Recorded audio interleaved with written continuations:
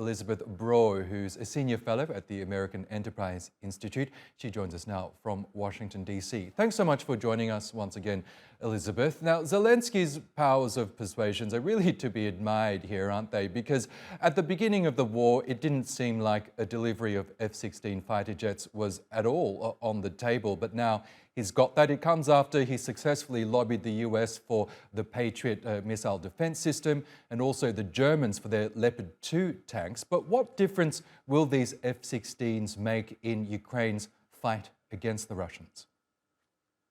Yes, one really has to admire Zelensky's persuasive powers. He has this way of saying thank you in advance before anybody has promised anything, and then he does get it.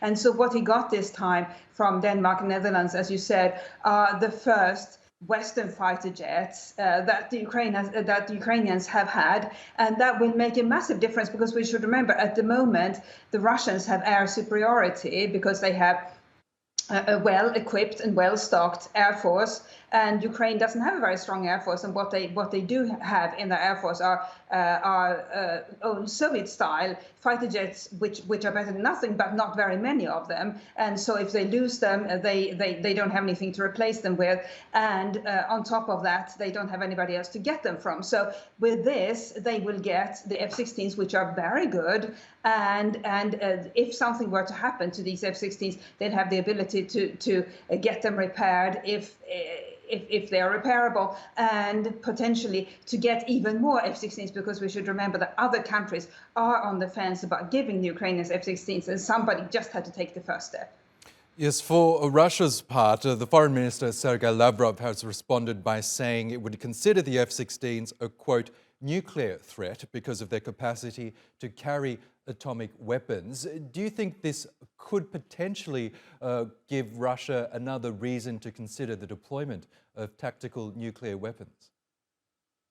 Well, Russia is a country that cries wolf on a regular basis. And what it does is say, if you do this, there will be massive repercussions. But you can only use that threat so many times and remain credible. And what Putin and other Russian officials have done very frequently in recent years is to say, if Sweden and Finland join NATO, there will be massive repercussions. If you, NATO or NATO member states, if you give the Ukrainians this or that, there will be massive repercussions, and we may use nuclear weapons. But if you keep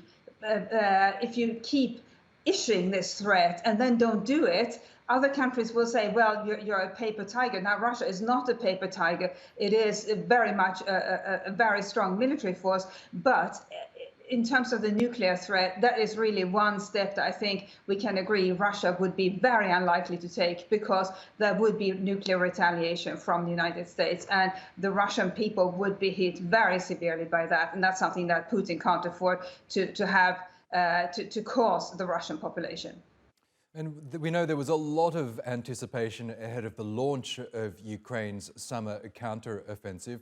But from what we know so far, the gains that Kiev has made has been largely incremental. We know it's ongoing, but how would you assess the progress that Kiev's forces have made in its counter-offensive so far?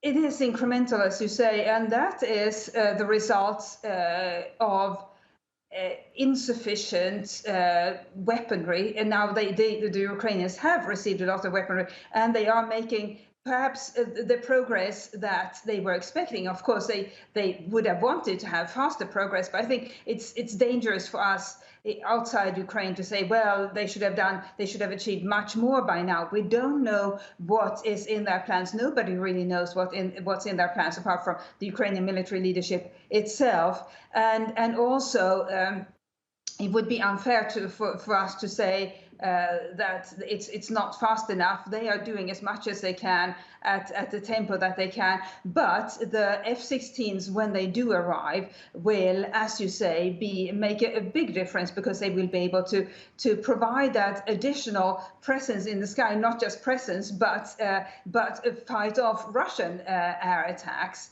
And that's something that Ukraine has been missing all along. We should remember that at the beginning of the war, when many Western observers said, the West should establish a no-fly zone. Well, that would have led to World War III. But now the Ukrainians on their own, when they do get these F-16s, will be able to have a much stronger presence in the sky and fight off the Russian fighter jets that currently attack them from the sky. Okay, Elisabeth Braw, we'll have to leave it there, but it's always really good to get your analysis. Thanks again for joining us.